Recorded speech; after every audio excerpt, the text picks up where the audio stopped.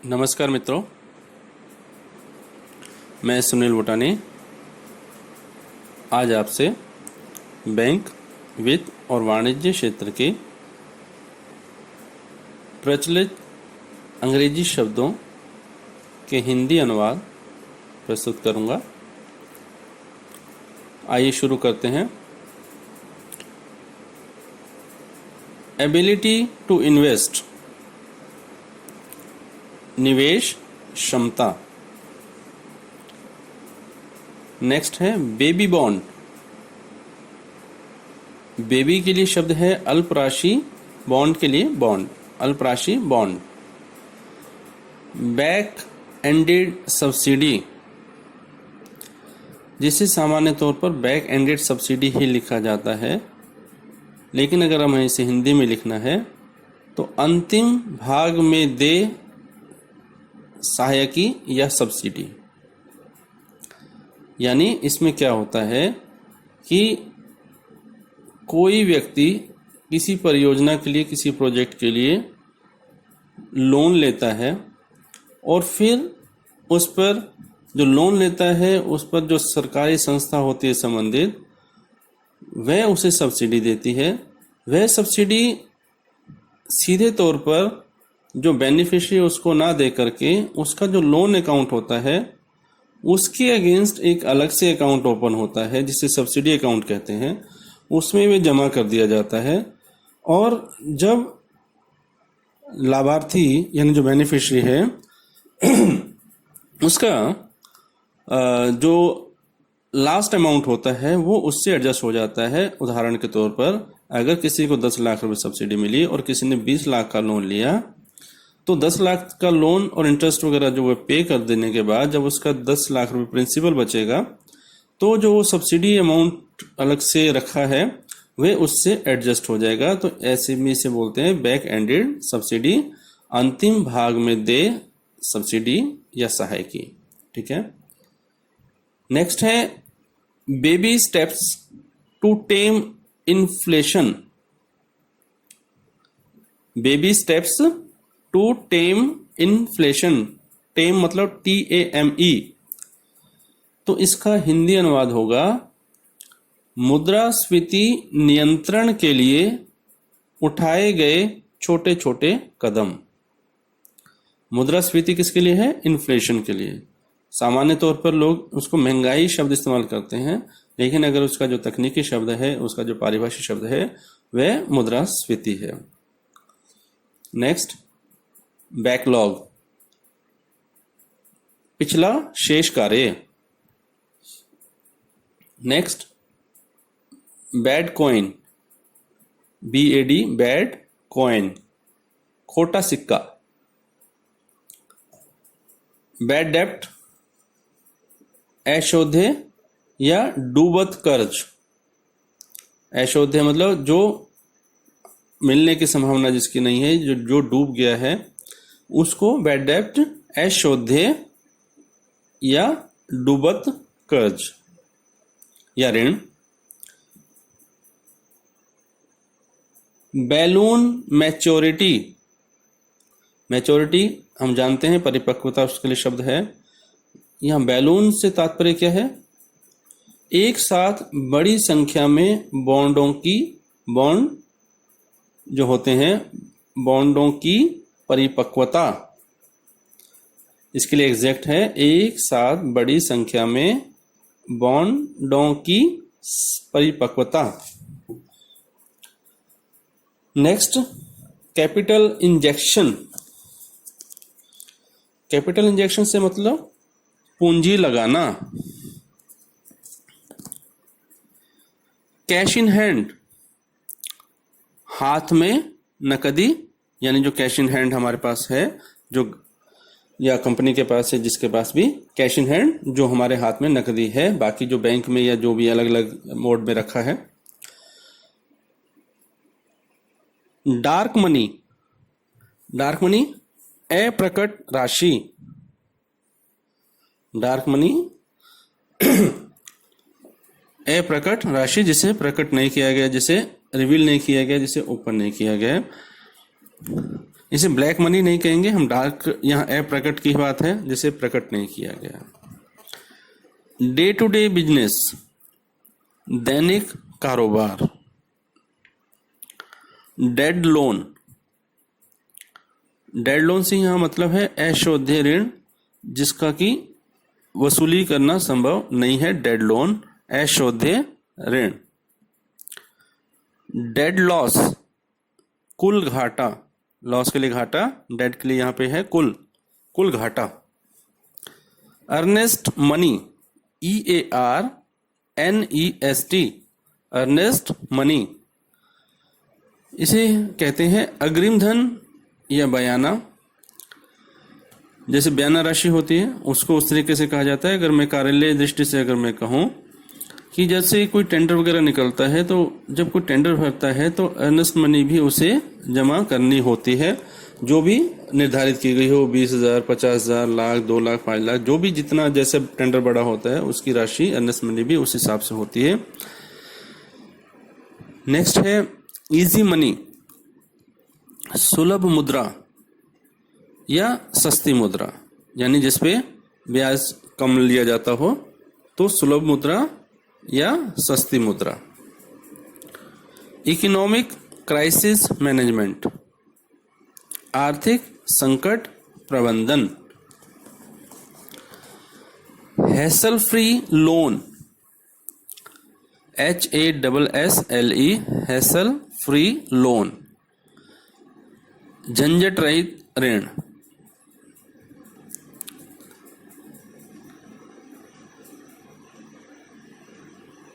Know your customer, जिसे in short हम KYC के नाम से जानते हैं, अपने ग्राहक को जानिए।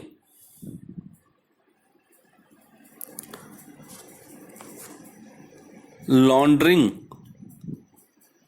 जैसे मनी लॉन्ड्रिंग, काले धन को वैध बनाना या इसका धन शोधन।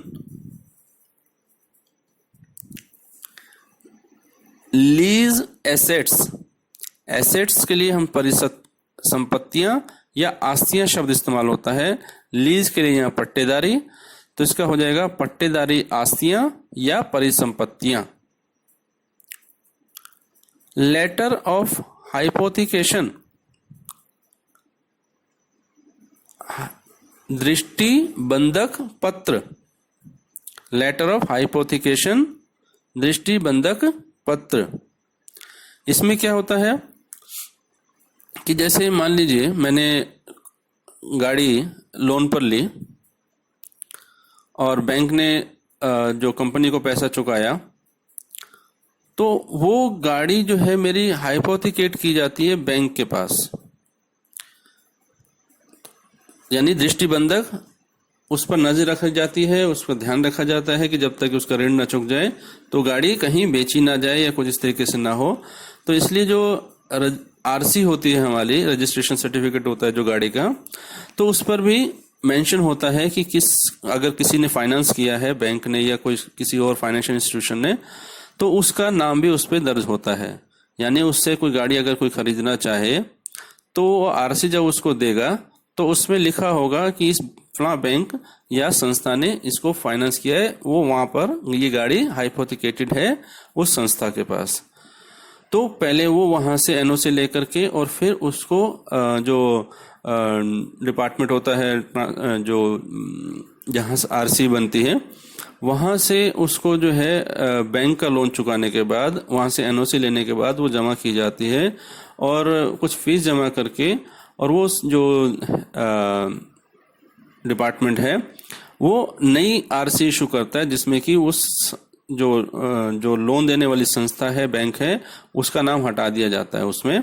तो उसके बाद वो जब दूसरा खरीदने वाला व्यक्ति है वो उसको लेता है, या दूसरे मामले में या तो ये प्रक्रिया अपनाई जाती है या जो व्यक्ति खरीद रहा है उसको NOC का लेटर दे दिया जाता है कि जो लोन इस पे चल रहा था वो क्लियर हो चुका है।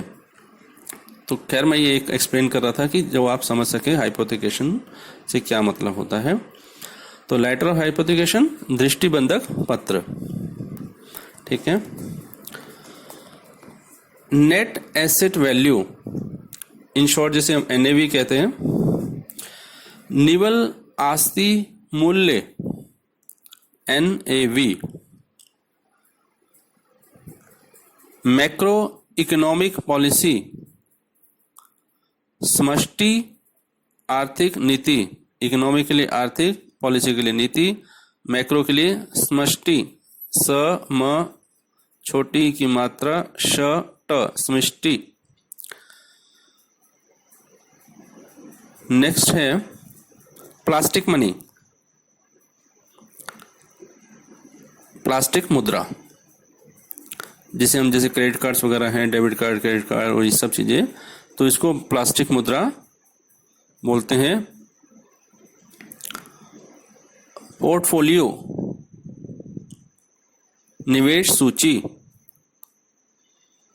जैसे आप सामान्य तौर पर देखते होंगे कि जो बिजनेस चैनल हैं उस पर कहते हैं कि आपने जो निवेश किया हुआ है अलग अलग म्यूचुअल फंड में या शेयर्स में, तो आपका पोर्टफोलियो क्या है, यानी वो निवेश सूची क्या है, उसमें कौन कौन सी कंपनी के कौन कौन से किस किस तरह के आपने शेयर लिए हुए हैं या किस किस तरीके से आपने निवेश किया हुआ है, तो इसका पोर्टफोलियो निवेश सूची। ठीक है। रैली, RALLY, रैली, रैली मतलब भारी तेजी या उछाल। जैसे अगर शेयर मार्केट में अगर रैली आ जाए तो इसका मतलब उसमें उछाल आ गया। रेट ऑफ ग्रोथ, संवृद्धि दर, सा के ऊपर बिंदी, वृद्धि दर, संवृद्धि दर। रेट वॉर, रेट वॉर, दर संबंधी कड़ी प्रतिस्पर्धा।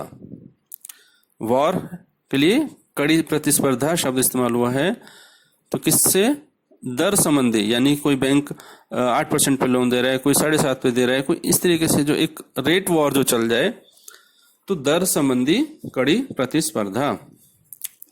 रेडी मनी, रेडी मनी नकद धन, ठीक है, जो तैयार, जो बिल्कुल एक हमारे हाथ में हो, नकद धन।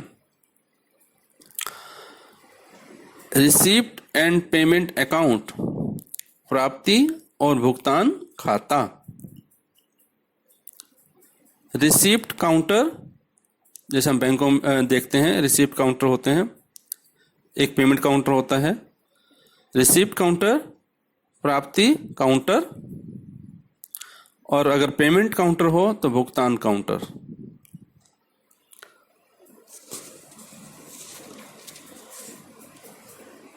इकोनॉमिक डिप्रेशन, आर्थिक महामंदी।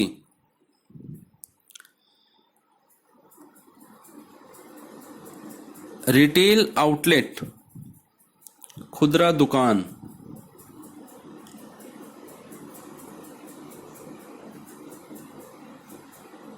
बैलेंस ऑफ पेमेंट, भुगतान राशि, सॉरी भुगतान संतुलन। बैलेंस ऑफ पेमेंट, भुगतान संतुलन। बैलेंस शीट, तुलन पत्र। बैलेंस शीट जैसे हर कंपनी, हर कार्यालय की होती है, जिसे हम हिंदी में कहते हैं तुलन पत्र। बैंक चार्जेस, बैंक प्रभार, जो बैंक हमसे जो चार्जेस वगैरह लेते हैं, चाहे SMS सेवा के लिए लेते हैं, ड्राफ्ट बनाने के लिए लेते हैं, या और भी जो भी कुछ हम उनसे सेवाएं लेते हैं, उसके जो वो चार्जेस लेते हैं, तो उसको बोलते हैं बैंक प्रभार। बैंक ट्रेजररी, इसका हिंदी अनुवाद है बैंक खजाना। फेयर वैल्यू, फेयर वैल्यू उचित मूल्य। ग्लोबल इकोनॉमी, वैश्विक अर्थव्यवस्था। हाफ एंड म्यूटिलेटेड नोट्स, आधे और कटे फटे नोट। लेमैन इन्वेस्टर, साधारण निवेशकर्ता। लेमैन जो साधारण जैसे आप में साधारण लेमैन जो है, एक साधारण निवेशकर्ता है, इन्वेस्टर, साधारण निवेशकर्ता। लेटर ऑफ क्रेडिट, साख पत्र, ठीक है। Letter of indemnity, letter of indemnity, INDEMNITY, indemnity, तो इसका हिंदी है क्षतिपूर्ति पत्र। ये क्या होता है कि जो कोई कार्यालय है, वहाँ पर जो कैशियर है, उसकी कैश लिमिट 50,000 की, 1 लाख की, 2 लाख की, जो भी कार्यालय की वर्किंग के हिसाब से, तो वो कैश उतना निकलवाता है। कैशियर के पास उतना अमाउंट होना चाहिए, उतना कैश होना चाहिए। तो अगर उसमें कहीं कुछ पैसा इधर उधर हो जाए, उसकी क्षतिपूर्ति कैसे होगी? तो उसके लिए बैंक से लेटर ऑफ इंडेमनिटी लिया जाता है, जिसके लिए उसके लिए भुगतान भी किया जाता है बैंक को।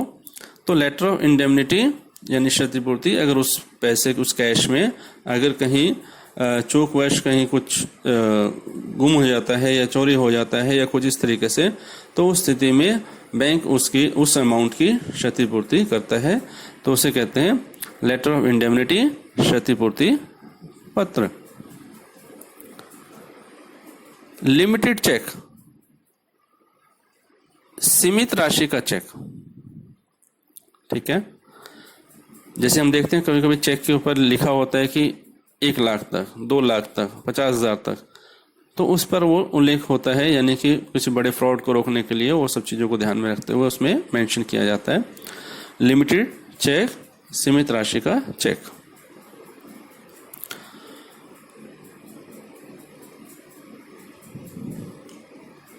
पे ऑर्डर,